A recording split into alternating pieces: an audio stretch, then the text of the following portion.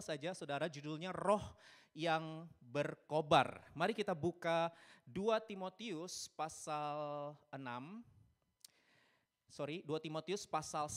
ayat 6 sampai 8. 2 Timotius pasal 1 ayat 6 sampai 8. Mari kita baca bersama-sama firman Tuhan ini, 2, 3. Karena itulah kuperingatkan engkau untuk mengobarkan karunia Allah yang ada padamu oleh penumpangan tanganku atasmu. Sebab Allah memberikan kepada kita bukan roh ketakutan, melainkan roh yang membangkitkan kekuatan, kasih, dan ketertiban. Jadi janganlah malu bersaksi tentang Tuhan kita, dan janganlah malu karena aku seorang hukuman karena dia, melainkan ikutlah menderita bagi Injilnya oleh kekuatan Allah. Saudara, ini adalah surat Rasul Paulus kepada Timotius ya. Dan latar belakang dari teks ini terjadi pada waktu Timotius itu sedang melayani jemaat di kota Efesus ya saudara. Dan saat itu Paulus menulis surat dari penjara di Roma. Paulus memberikan sebuah nasihat saudara ya, atau peneguhan kepada Timotius, karena pada waktu melayani jemaat di kota Efesus itu Timotius menghadapi 2 tekanan, 2 tantangan saudara.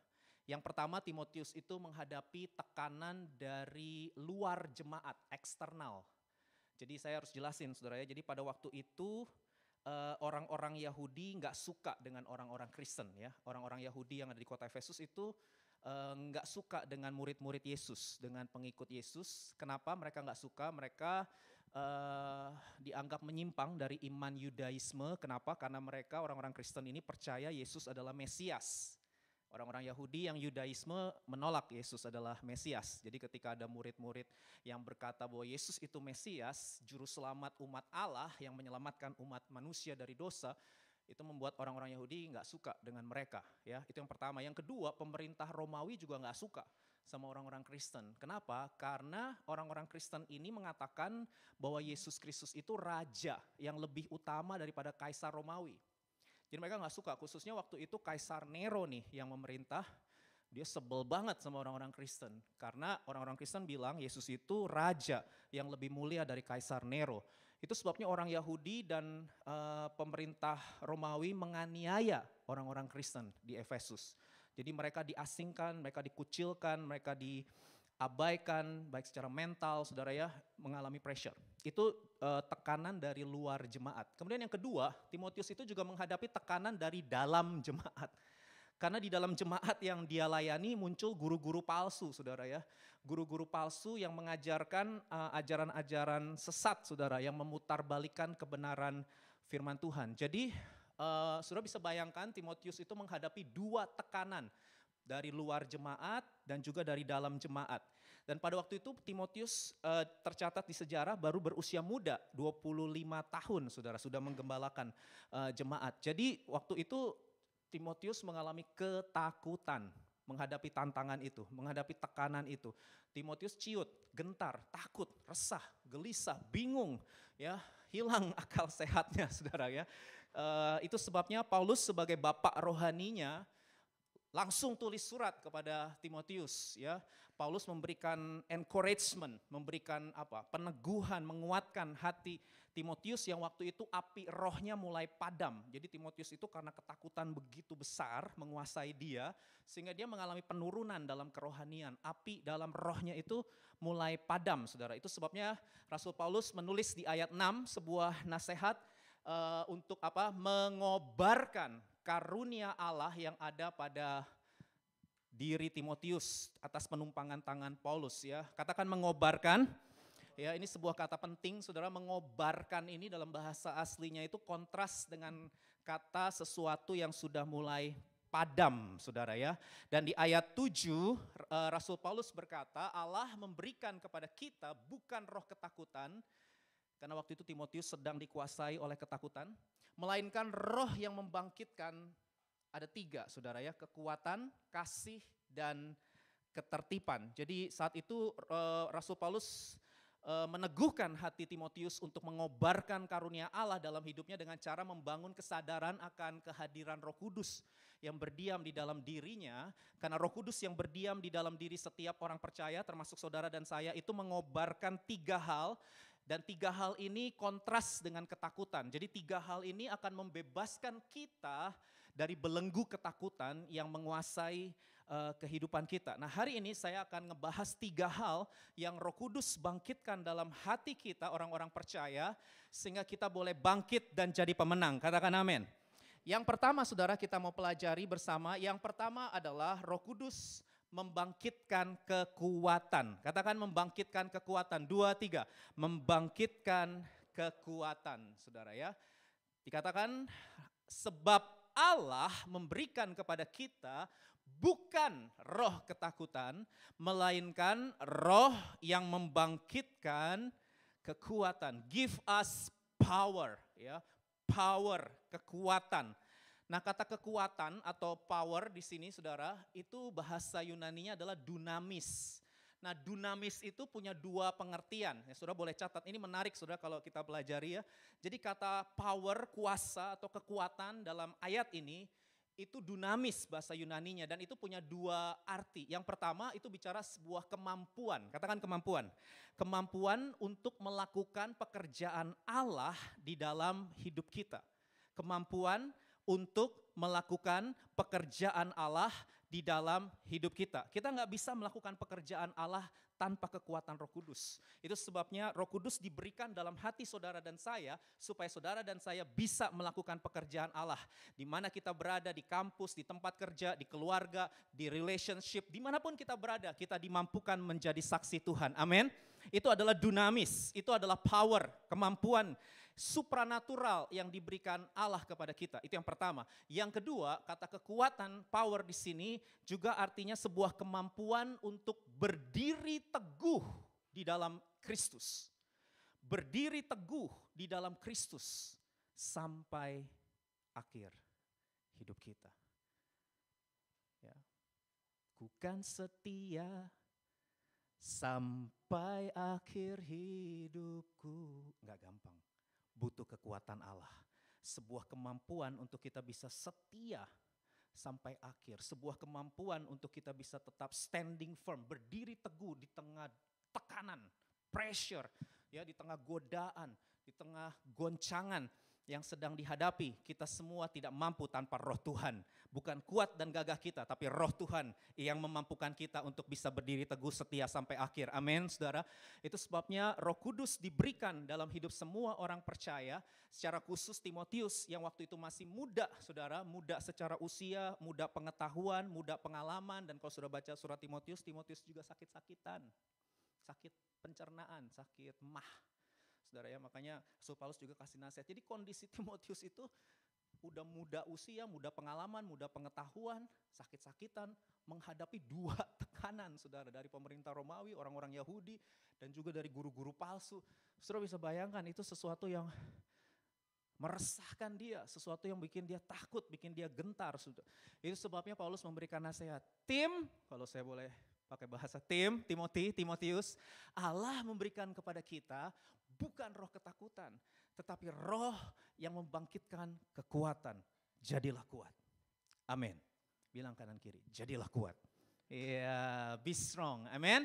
Jadilah kuat, jadilah pemenang. Bukan karena kekuatan kita, tapi kita jadi pemenang karena kekuatan Allah yang berlimpah-limpah ada atas hidup kita. Amin. Dan nasihat Paulus ini bukan teori.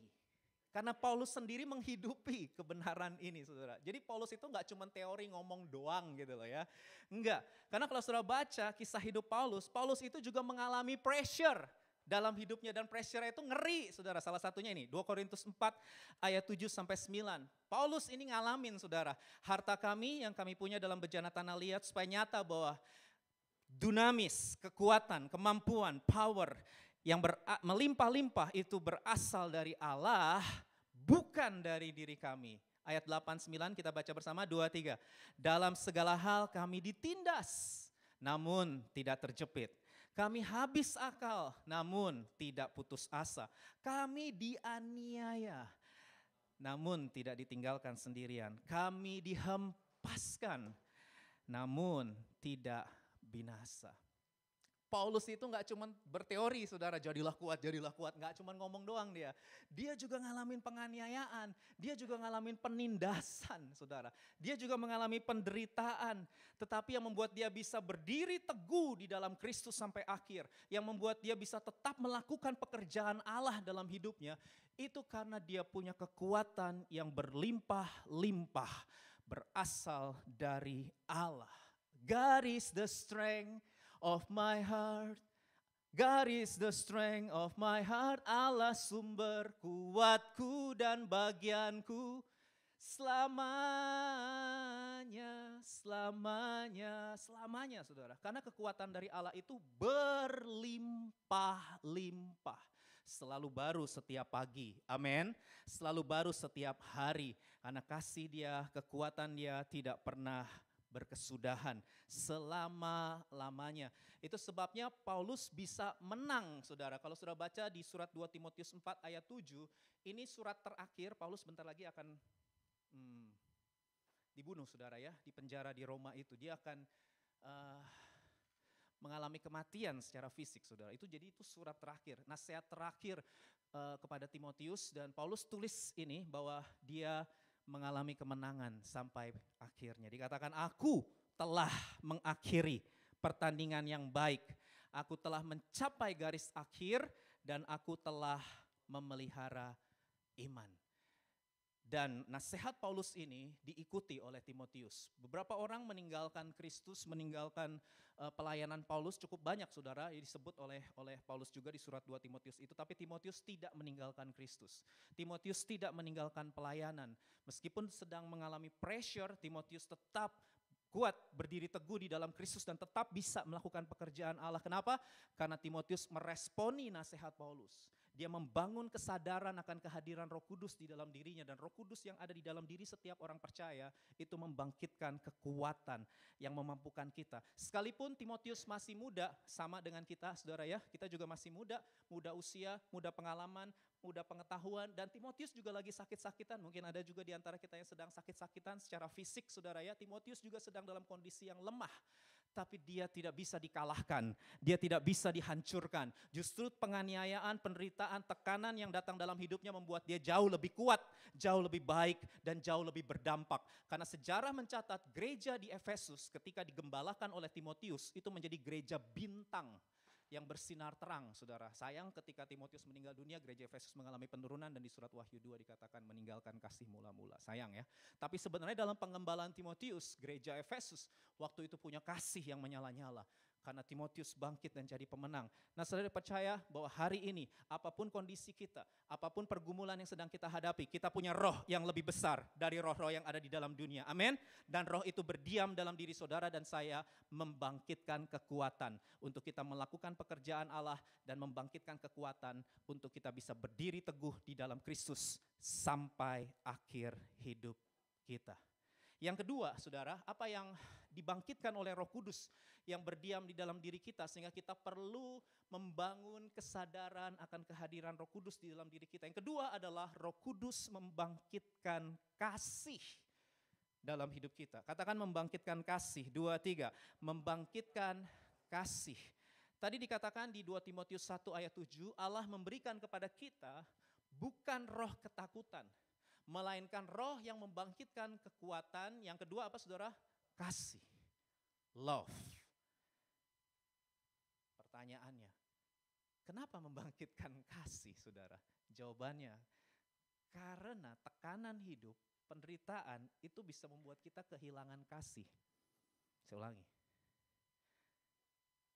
Tekanan, penderitaan itu bisa bikin kita kehilangan kasih. Api dalam roh kita itu bisa padam ketika kita menghadapi penderitaan, saudara.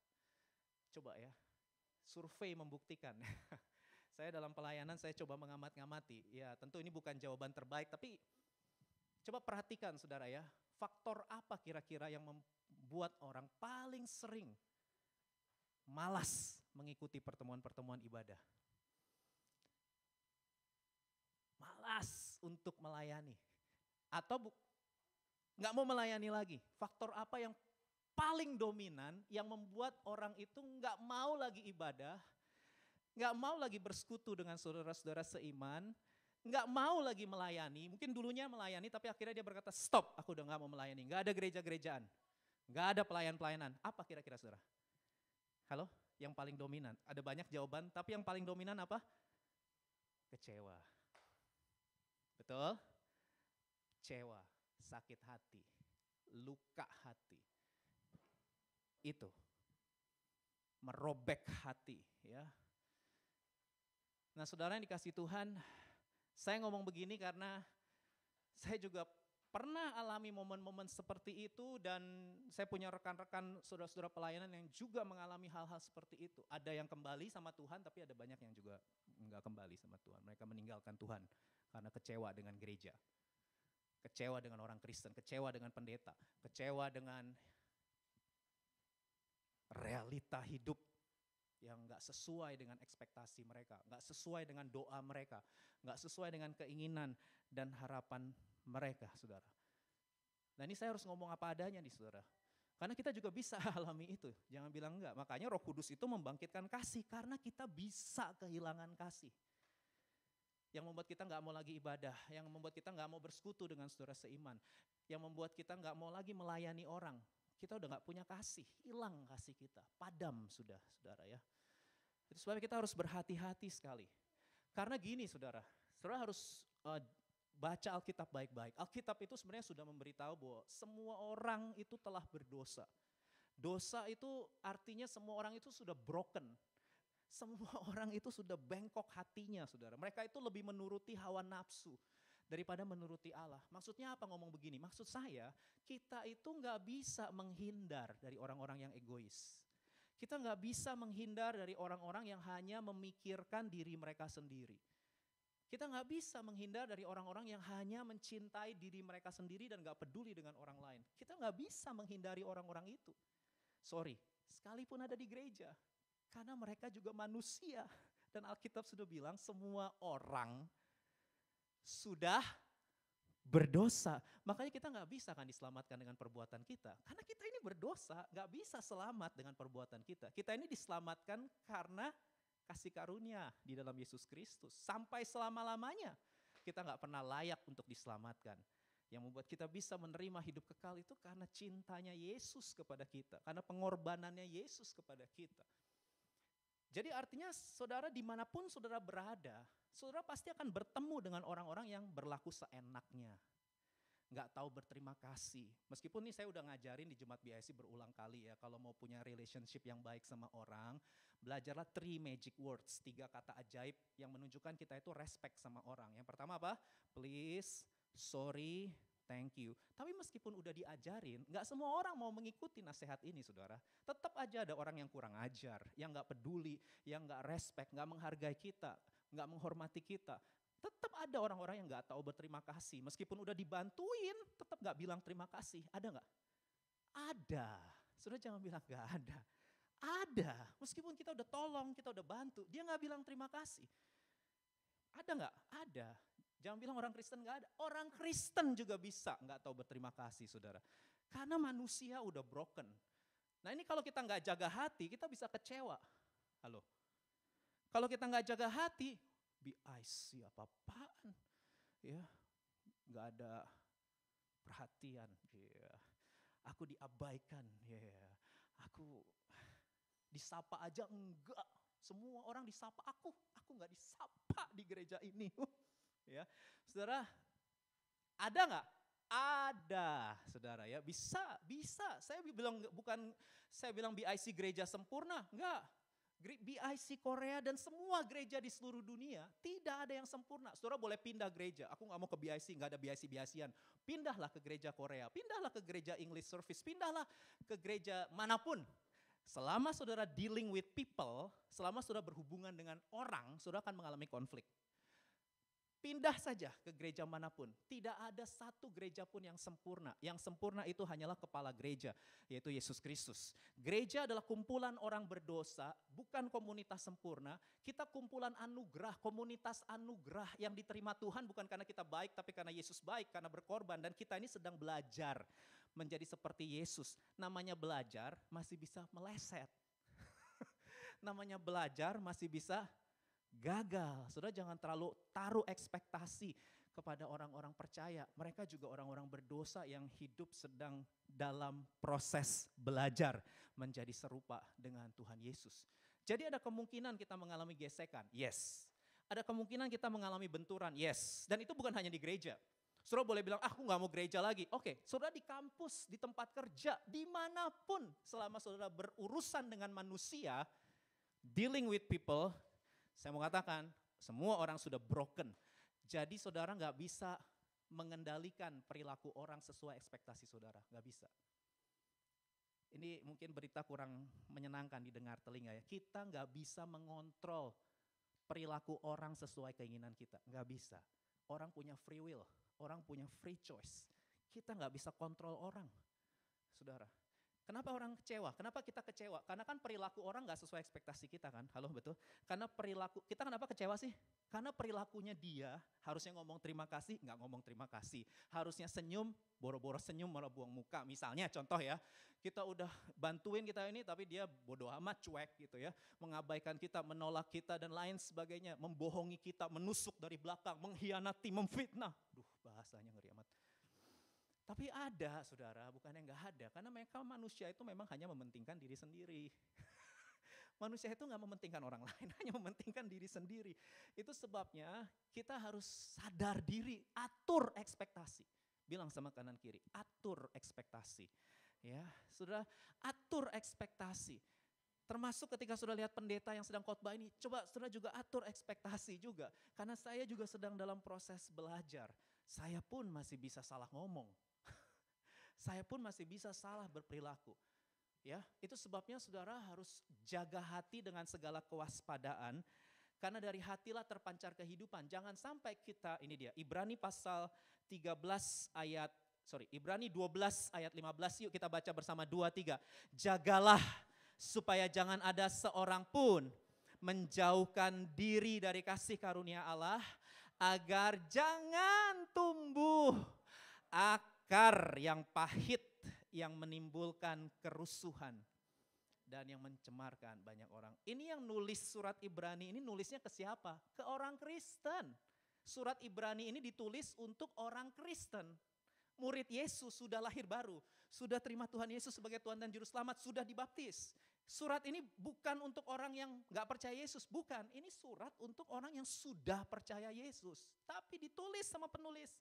Hati-hati, hei yang sudah terima Tuhan Yesus. Orang Kristen, gereja, jangan sampai tumbuh akar yang pahit. Berarti orang Kristen bisa kepahitan gak? Halo? Bisa.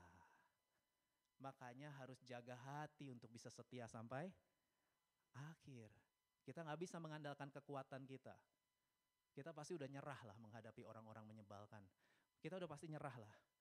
Tapi apa yang membuat kita gak menyerah untuk mengasihi? Karena ada Roh Kudus yang berdiam di dalam diri kita. Dan ketika kita memberi diri kita dipenuhi dengan Roh Kudus, Dia akan membangkitkan kasih.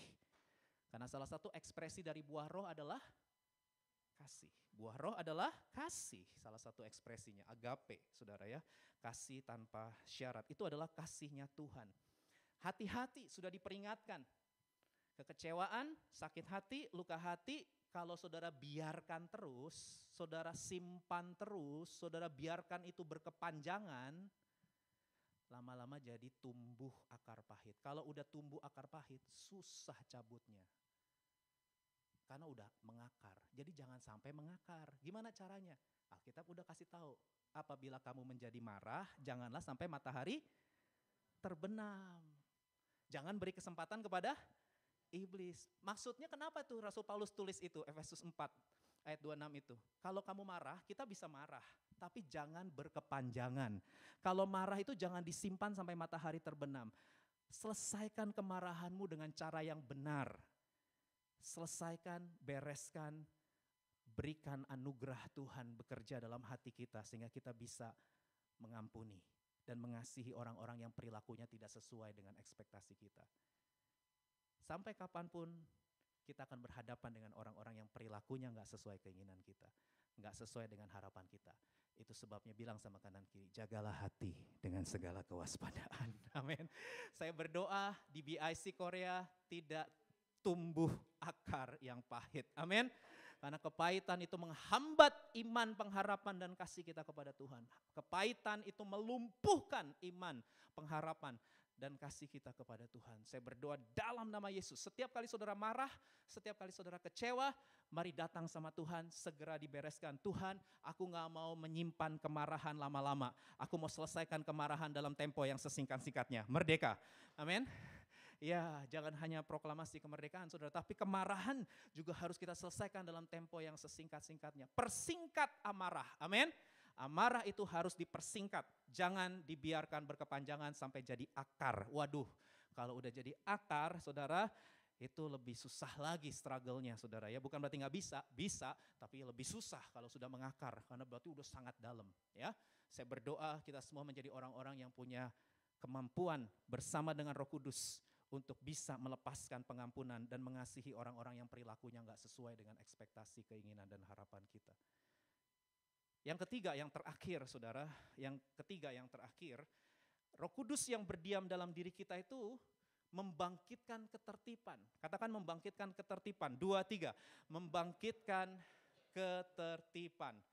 Nah saudara, dikatakan oleh Rasul Paulus, bangunlah kesadaran akan kehadiran Roh Kudus di dalam dirimu. Kenapa? Karena Roh Kudus itu memberikan ketertiban, membangkitkan ketertiban. Nah, dalam terjemahan New International Version itu self-discipline. Nah, saudara sebenarnya kata ketertiban itu dalam bahasa Yunaninya, aduh susah ini ya, udahlah. Dalam bahasa aslinya sophron ismos, itu artinya ada 3 saudara. Yang pertama self-control, yang kedua self-discipline sama seperti NIV, dan yang ketiga itu sound mind. Kalau sudah lihat New King James Version itu mereka pakai kata sound mind. Jadi ada 3 arti dari kata ketertiban saudara ya. Yang pertama penguasaan diri, yang kedua disiplin diri, dan yang ketiga adalah pikiran yang jernih. Itu arti ketertiban. Jadi Roh Kudus itu membangkitkan penguasaan diri, kedisiplinan diri, dan pikiran yang jernih dalam hidup kita, saudara. Nah ini apa maksudnya? Oke. Nah saudara, menarik ketika saya coba cari tahu kontras dari kata ketertiban, itu ternyata analogi yang dipakai adalah orang mabuk, saudara. Siapa yang pernah mabuk? Nggak usah angkat tangan. Ya. Kalau di Korea, waduh, godaan terbesar adalah alkohol ya. Godaan terbesar nggak sih? Iya ya, cukup besar itu ya. Karena apa? Karena itu budayanya mereka, saudara. Nah saudara, kalau saudara, enggak lah, kita enggak ada yang mabuk ya. Kalau saudara lihat orang mabuk, saudara, mabuk alkohol atau mabuk cinta, iya elah. Nggak, tapi ini mabuk alkohol sih ya. Mabuk alkohol, saudara ya. Itu pikirannya nggak jernih. Halo, betul? Mabuk cinta juga sih ya Reno ya. Pikirannya nggak jernih ya. Nggak, Reno nggak pernah mabuk cinta ya. Dia punya self control ya. Dia punya self discipline ya. Dia punya sound mind ya. Haleluya. Karena dia suka olahraga ya. Jadi kalau saudara mau olahraga, badminton, basket, bisa hubungi Reno ya. Ya, karena luar biasa habit sehatnya, bukan hanya rohnya yang sehat, tapi tubuhnya juga sehat, saudara ya. Jadi di BIC ini ada sedikit info, nanti akan ada flyernya. Ada kumpulan komunitas orang-orang yang suka berolahraga, saudara. Karena Tuhan mau kita itu sehat tubuh, jiwa, dan roh. Amin. Ya nggak cuma roh, tapi jiwa kita dan tubuh kita juga harus sehat. Oke, kembali lagi ke sini ya. Jadi kalau orang mabuk itu dia nggak punya pikiran yang jernih. Orang mabuk itu nggak punya kedisiplinan diri. Halo, betul? Orang mabuk itu bahkan tidak bisa menguasai dirinya sendiri. Benar? Dia akan melakukan hal-hal yang memalukan. Semakin banyak alkohol yang saudara teguk, 10% mungkin masih oke. Tapi kalau udah 50, 60, dan bahkan sampai seterusnya, saudara akan melakukan hal-hal yang memalukan. Hal-hal yang saudara nggak pernah berani lakukan ketika saudara sadar, saudara jadi berani lakukan itu. Mungkin orang yang tadinya alim, pemalu, minderan, introvert gitu mungkin ya, begitu mabok 60% saudara ya, alkohol itu bisa teriak-teriak, bisa nari-nari di jalan, bisa mempermalukan dirinya saudara. Halo, betul? Iya, ngeri saudara. Sangat ngeri kalau sudah kehilangan kontrol diri, hilang penguasaan diri. Dan ternyata itu analogi yang dipakai oleh Alkitab ketika mengkontraskan kata ketertiban. Jadi dikontraskan sama orang mabuk, saudara ya. Nah, saya kasih cerita ini supaya saudara punya gambaran. Jadi ini kontras ya, kontrasnya. Jadi apa yang Alkitab mau ajarkan kepada kita, kita perlu dipenuhi dengan Roh Kudus setiap hari karena Roh Kudus itu membangkitkan penguasaan diri, membangkitkan kedisiplinan diri sehingga kita bisa punya pikiran yang jernih. Kenapa Roh Kudus harus membangkitkan kedisiplinan? Kenapa Roh Kudus harus membangkitkan penguasaan diri? Kenapa? Karena manusia itu punya kecenderungan memikirkan, ingat ini konteksnya ketakutan ya, konteksnya ketakutan. Karena manusia itu punya kecenderungan memikirkan ketakutan secara berlebihan dan berkepanjangan. Overthinking. Setiap kita pernah overthinking, tapi kalau itu saudara jadikan habit, tahu habit ya, habit itu saudara lakukan berulang-ulang. Kita semua bisa takut. Takut itu emosi yang ada dalam diri kita sebagai manusia. Takut itu membuat kita berhati-hati. Tapi kalau sudah berlebihan dan berkepanjangan, itu udah gak normal. Kalau saudara jadikan ketakutan itu habit, saudara ulang terus, lama-lama dia mengakar. Jadi karakter saudara, dan itu yang akan menentukan masa depan saudara. Ngeri. Jadi bukan hanya soal kekecewaan yang perlu diwaspadai saudara ya. Tapi pikiran yang berlebihan, menakutkan sesuatu yang berlebihan dan berkepanjangan, itu juga perlu didisiplin. Pikiran kita ini liar, nakal. Ya kayak lagunya Sun Gokong, liar, nakal. Enggak ada yang tahu ya Vin, ya ini soalnya, aduh sorry saya sudah agak tua. Itu lagu zaman dulu. Manusia itu pikirannya liar. Ya, nafsunya, emosinya itu nakal, brutal agak ini banget bahasanya. Tapi kalau kita nggak disiplin, kita tuh jadi dikuasai oleh ketakutan. Ya, sekali lagi nih karena saya lagi ngebahas karena konteksnya surat Timotius ini tentang ketakutan. Sebenarnya ini aspeknya luas, banyak hal yang harus kita kuasai ya, banyak hal yang harus kita tertibkan dalam pikirannya, banyak hal yang harus kita disiplin supaya nggak jadi habit. Tapi ini sekarang konteksnya tentang ketakutan karena Timotius waktu itu sedang ada dalam ketakutan, saudara. Jadi penting sekali karena ini soal habit. Sekali lagi ini soal habit ya, bukan sesekali nih ya. Ini bukan sesekali takut, tapi berulang, terus menerus berkepanjangan. Gimana caranya, saudara? Kita harus change and replace. Kita harus ganti habit yang baru. Kalau saudara mau meninggalkan habit yang lama, saudara harus punya habit yang baru. Halo? Iya. Saya dulu punya habit suka tidur siang. Ya, itu habit. Setiap kali udah jam 2 siang, teng, ngantuk tiba-tiba. Biological clock. Jam 2 ngantuk aja. Karena saya membiasakan tidur siang jam 2. Tapi itu dulu, udah lama berlalu. Karena saya mau punya habit yang baru, saya gak mau tidur siang. Supaya saya bisa tidur lebih cepat di malam hari. Berhasil gak? Awalnya enggak, susah. Karena setiap jam 2, teng, biological clock, tidur. Gimana caranya? Harus replace, change and replace. Jangan di tempat tidur. Kalau di tempat tidur jam 2 siang, mau saudara berdoa dalam nama Yesus. Dalam nama Yesus, roh ngantuk, keluar. Ngantuk bukan roh, ya. Ya di tempat tidur jam 2 siang, ya udah pasti tetap mau orang ngantuk keluar dalam nama Yesus. Tidur juga.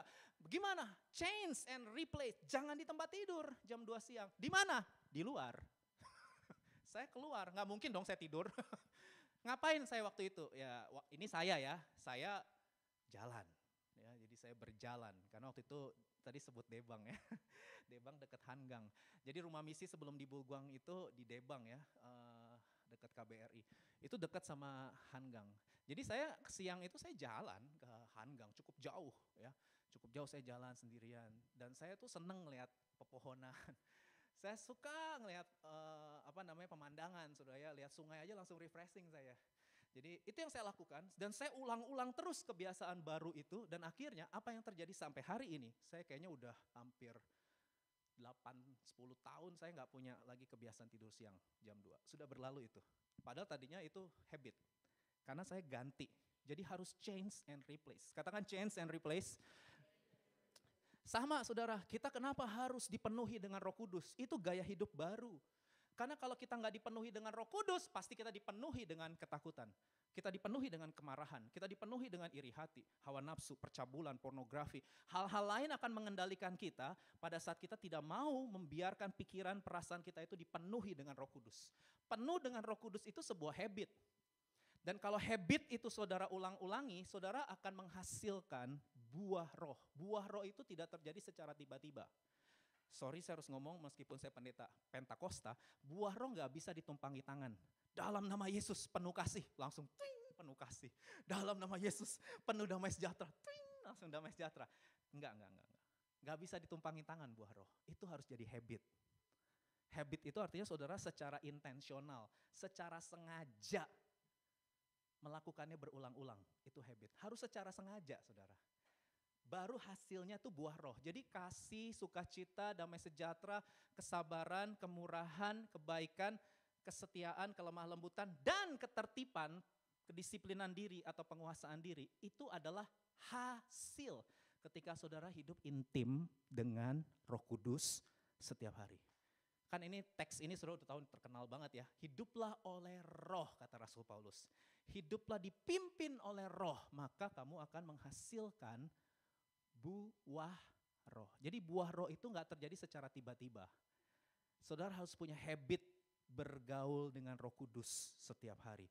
Saudara harus punya habit membangun kesadaran akan kehadiran Roh Kudus di dalam diri kita setiap hari. Saudara harus punya habit untuk memberi pikiran, perasaan, kehendakmu dipimpin, dikuasai oleh Roh Kudus. Kau ambil alih seluruh hidupku. Itu harus jadi habit.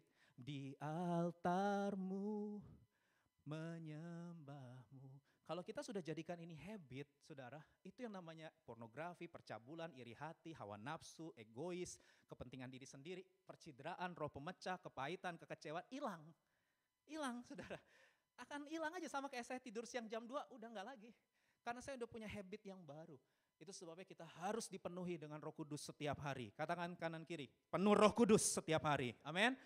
Penuh Roh Kudus jangan hanya pada kebaktian Pentakosta. Ada doa pencurahan Roh Kudus 10 hari ya. Itu gereja saya juga, GBI ya. Gereja bagus juga sih kebaktian 10 hari itu ya. Saya bukan bilang itu enggak bagus, tapi maksudnya penuh Roh Kudus jangan cuma di momen Pentakosta maksudnya ketika Roh Kudus dicurahkan tradisi gereja, tapi itu bagus lah. Jadi sebuah momen atau event ya untuk kita mengalami pencurahan Roh Kudus. Tapi pencurahan Roh Kudus nggak harus setiap tahun. Pencurahan Roh Kudus itu setiap hari, amin. Dipenuhi Roh Kudus itu harus terus menerus, katakan terus menerus. Kenapa? Karena pikiran ini harus didisiplin. Pikiran ini, emosi ini harus didisiplin, harus ditertibkan supaya nggak jadi habit, supaya saudara tidak dikuasai oleh ketakutan. Nah saudara, ini saya ngutip dari orang ya, ini bukan dari saya nih. Saya lagi lihat-lihat YouTube, terus tiba-tiba ada seorang yang bernama Joshua Iwan Wahyudi. Mungkin saudara kenal ini saya ngutip ya di YouTube-nya. Saya lupa judulnya. Kalau nggak salah Overcoming Fear kalau nggak salah judulnya. Ini dia hamba Tuhan, anak Tuhan, tapi banyak bicara soal kecerdasan emosi ya. Coach Joshua Iwan Wahyudi. Ini saya kutip dari beliau kasih tiga tips praktis menurut saya bagus, jadi saya share ya ke saudara ya. Ada 3 tips praktis untuk bisa mendisiplin ketakutan, overthinking, anxiety, ya, stres, dan lain sebagainya supaya nggak jadi habit ya saudara ya. Yang pertama itu bahasa Inggris ya, spirit out. Dia bilang harus dikeluarkan ketakutan itu.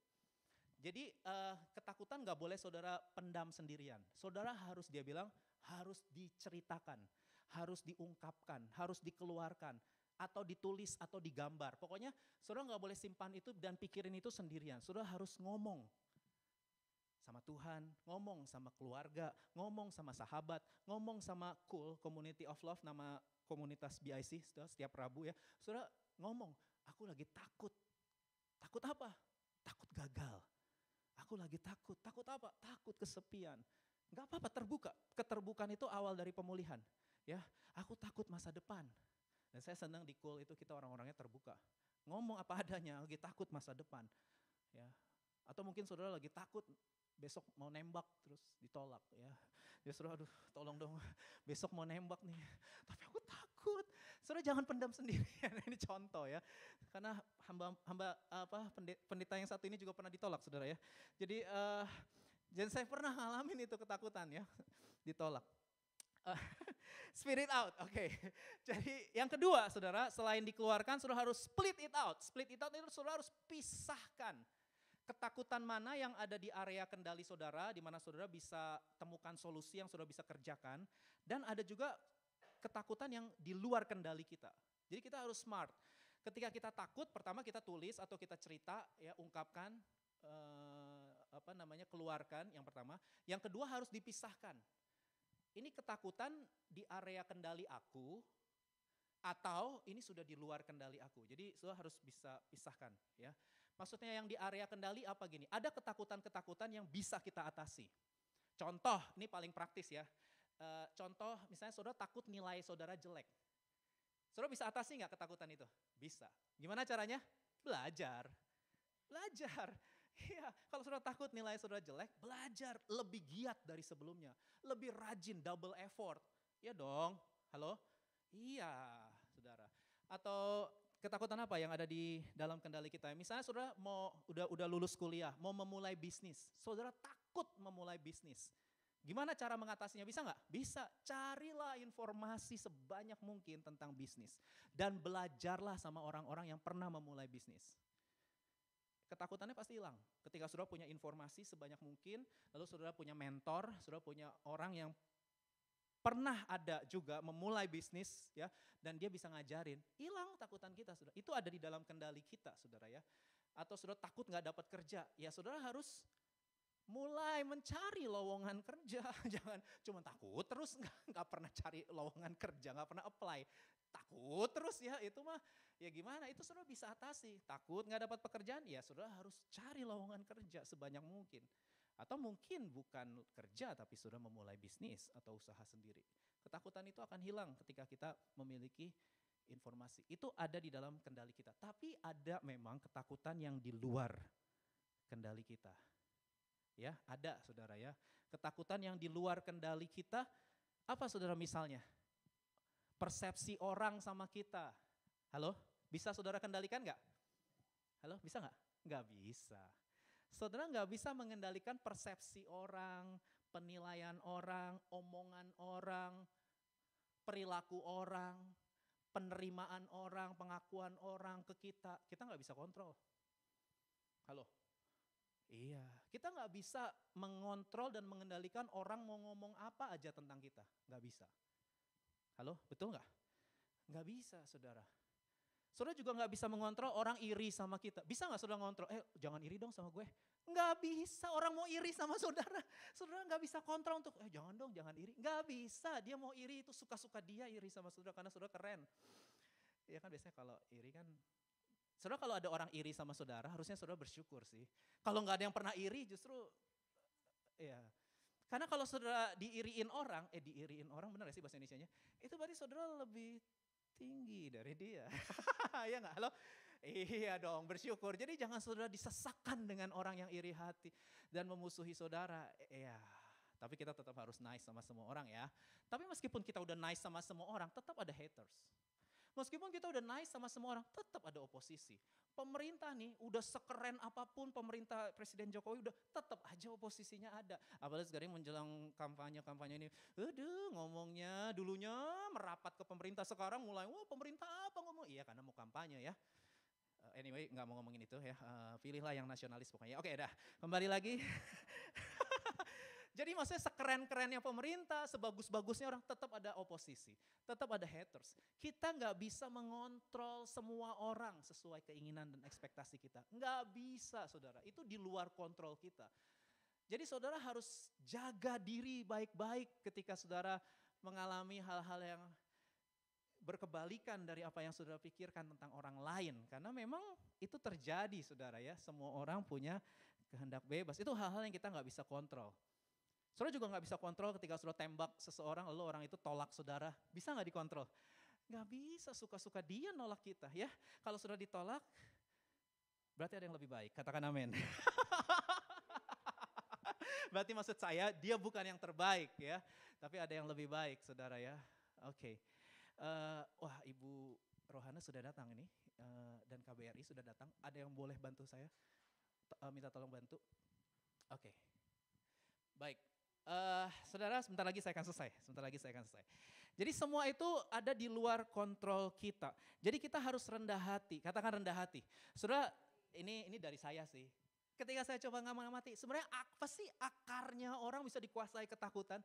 Mungkin saudara punya banyak jawaban sih, tapi kalau saya satu sebenarnya akarnya. Karena kita kontrol freak. Kita tuh terlalu punya keinginan yang terlalu besar untuk mengontrol semua sesuai keinginan kita. Itu sebenarnya very egois sih, sebenarnya itu very egois. Orang yang dikuasai ketakutan itu sebenarnya very egois ya. Makanya tadi bangkitkan kasih ya, supaya nggak egois. Karena kita pengen mengontrol semua. Keluarga kita harus sesuai maunya kita, ya teman-teman kita harus sesuai maunya kita. Ya nggak bisa tuh, mereka kan juga punya keinginan sendiri, mereka kan juga punya selera sendiri. Saudara kan nggak bisa paksain semua orang harus ngikutin keinginan saudara. Very egois sebenarnya ya. Orang yang dikuasai ketakutan itu very egois. Itu sebabnya kita perlu rendah hati untuk mengakui dan menerima kalau kita ini nggak bisa ngontrol segala sesuatu. Dan jangan lupa kita punya Allah yang jauh lebih besar, yang maha tahu dan bisa berdaulat atas segala sesuatu. Amin. Jangan melupakan Tuhan, karena orang yang overthinking itu punya masalah dengan trust. Orang overthinking itu punya masalah dengan trust. Mereka susah percaya sama orang, mereka gak mau percaya sama orang, bahkan mereka juga gak mau percaya sama Tuhan. Ketika Tuhan bilang, serahkanlah segala kekhawatiranmu kepadaku, sebab aku yang memelihara kamu.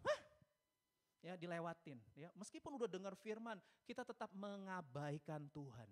Kita dengan sengaja mengabaikan Tuhan, melupakan Tuhan yang berdaulat, yang mengasihi kita, yang maha tahu. Itu sebabnya kita jadi dikuasai oleh ketakutan. Yang ketiga, menurut Joshua Iwan Wahyudi adalah cut it out, stop, ya, berhenti, potong.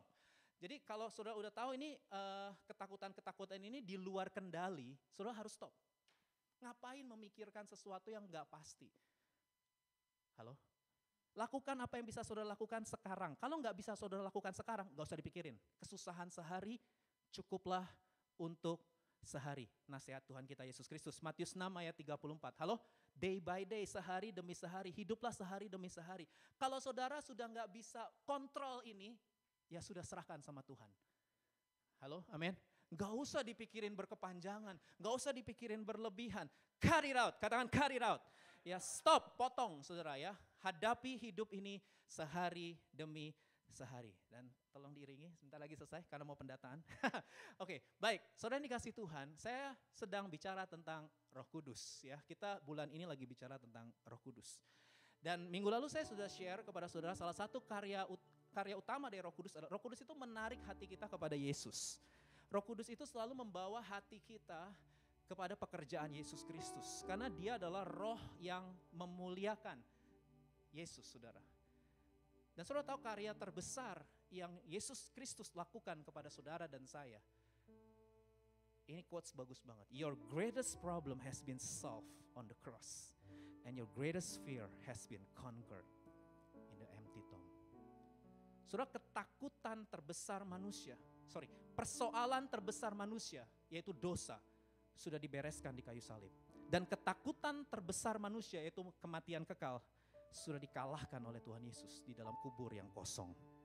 Dan Roh Kudus akan terus membawa kita kepada Yesus. Roh Kudus akan terus membawa kita kepada karya terbesar Yesus. Sudah tahu apa ini artinya? Artinya kita lebih dikasihi dari apa yang kita pikirkan. Kita lebih dikasihi dari apa yang kita kira. Tuhan Yesus lebih mengasihi saudara dan saya kita daripada apa yang kita harapkan.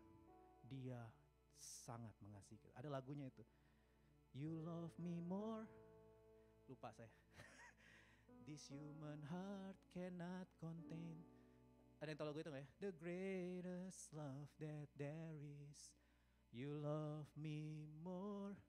You love me more than I know. Lagunya Billy Simpson, saudara. More than I know. Tuhan itu mengasihi lebih dari yang kita pikirkan. Dan itu yang membuat kita berkata, you made me whole. You made me whole. You made me new. Ya. There's no one in this world who will love me like you do. lupa saya ya, kira-kira kayak gitu. Itu saudara, yang membuat kita penuh, yang membuat kita nikmati damai sejahtera, itu hanya Yesus. Di luar Yesus kosong, di luar Yesus lonely.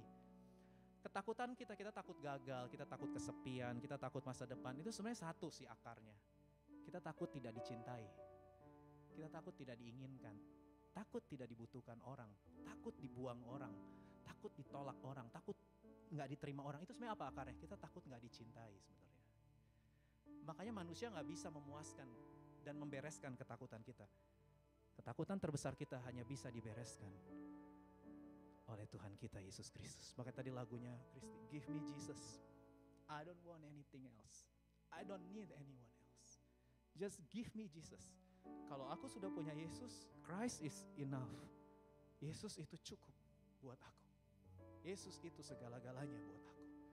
Apapun pergumulan saudara hari ini, saudara dikecewakan orang, saudara diabaikan orang, saudara dicuekin orang, saudara nggak dianggap sama orang, mungkin keluarga saudara juga menolak kehadiran saudara. Saya nggak tahu ya, kita punya broken relationship mungkin. Bawa itu ke hadapan salibnya. Ingat salibnya. Bentar lagi mau Jumat Agung, bentar lagi mau Paskah. Rendahkan hati saudara. Karena Roh Kudus akan terus membawa kita kepada Yesus. Dia adalah roh yang membangkitkan kekuatan, kasih, dan ketertiban. Mari kita datang ke hadapan Tuhan. Kita mohon Roh Kudus, tarik hati kami kepada Yesus. Tarik kami kepada Juru Selamat itu.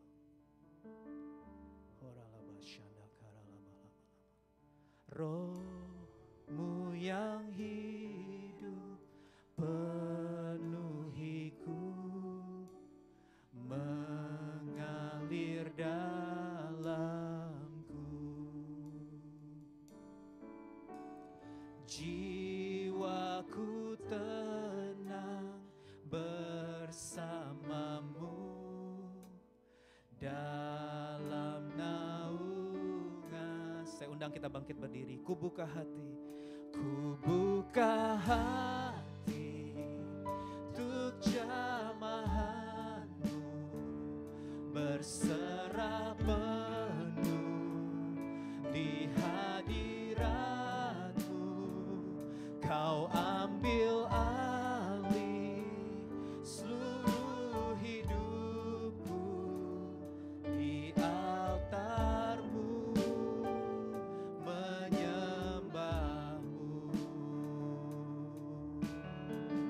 Roh-Mu yang kudus, pulihkanku. Roh-Mu yang kudus, pulihkanku. Engkaulah damaiku. Ku hidup oleh anugerah-Mu yang menyertaiku. Mari buka hatimu. Ku buka hati untuk jamahan-Mu, berserah penuh di hadirat-Mu. Kau ambil alih seluruh hidupku di altar-Mu, menyembah-Mu. Ku buka hati, ku buka hati untuk jamahan-Mu, berserah penuh di hadirat-Mu. Kau ambil alih seluruh hidupku di altar-Mu, menyembah-Mu. Berapa banyak dari saudara yang hari ini mau memberi diri saudara dipenuhi dengan Roh Kudus? Sudah mau memberi diri saudara, membangun kesadaran akan kehadiran Roh Kudus di dalam hatimu. Karena Roh Kudus membangkitkan kekuatan, Roh Kudus membangkitkan kasih, dan Roh Kudus membangkitkan kedisiplinan diri. Sehingga kita bebas dari belenggu ketakutan yang menguasai hidup kita dan kita bangkit jadi pemenang. Kalau sudah mau memberi diri saudara dipenuhi dengan Roh Kudus setiap hari, jadikan itu habit, jadikan itu kebiasaan. Taruh tangan kanan saudara di dada. Roh Kudus, penuhi kami setiap hari. Kami mau tenggelam dalam hadirat-Mu setiap hari. Kami mau penuh dengan hadirat-Mu setiap hari. Kami mau bangun kesadaran akan hadirat Roh Kudus, kehadiran Roh Kudus setiap hari. Roh Kudus, kami tahu Engkau sedang berhembus di tengah-tengah kami saat ini, membebaskan kami dari kepahitan, melepaskan kami dari segala bentuk ketakutan, kekhawatiran, dan kegelisahan. Biar Roh-Mu yang hidup berhembus dalam nama Yesus. Terima damai sejahtera Allah, terima ketenangan, terima sukacita, terima penguasaan diri dalam nama Yesus. Penuhi kami ya Roh Kudus, penuhi kami ya Roh Kudus. Terima kasih Tuhan, terima kasih Tuhan. Teruskan karya-Mu dalam hidup kami. Tarik hati kami terus kepada Tuhan Yesus Kristus. Biar kami melihat keindahan Yesus memudarkan dunia. Keindahan Yesus memudarkan segala dosa. Dan keindahan Yesus akan membawa kami untuk bisa setia sampai akhir hidup kami. Terima kasih untuk firman-Mu di hari ini Tuhan. Lawat kami setiap hari di kamar-kamar kami, di kampus kami, di tempat kerja kami, di jalanan, dimanapun, di bus, di subway, di mana saja Roh Kudus lawat kami setiap hari. Kami mau alami kebangunan rohani setiap hari bersama dengan Roh-Mu. Kami mau alami realita Tuhan Yesus termanifestasi semakin nyata dan berlimpah dalam hidup setiap kami, sehingga iman, pengharapan, kasih kami berakar, bertumbuh dan terus berbuah. Terima kasih Tuhan untuk ibadah di hari ini, persembahan yang hidup, kudus dan berkenan. Terimalah ya Tuhan sebagai ibadah yang sejati. Sebentar kami pulang, kami rindu terima berkat dari Tuhan. Mari buka hati, tengadahkan kedua belah tangan saudara dan terimalah berkat dari Allah kita. Tuhan memberkati engkau dan melindungi engkau. Tuhan menyinari engkau dengan wajah-Nya dan memberi engkau kasih karunia. Tuhan menghadapkan wajah-Nya kepadamu dan memberi engkau damai sejahtera. Pulanglah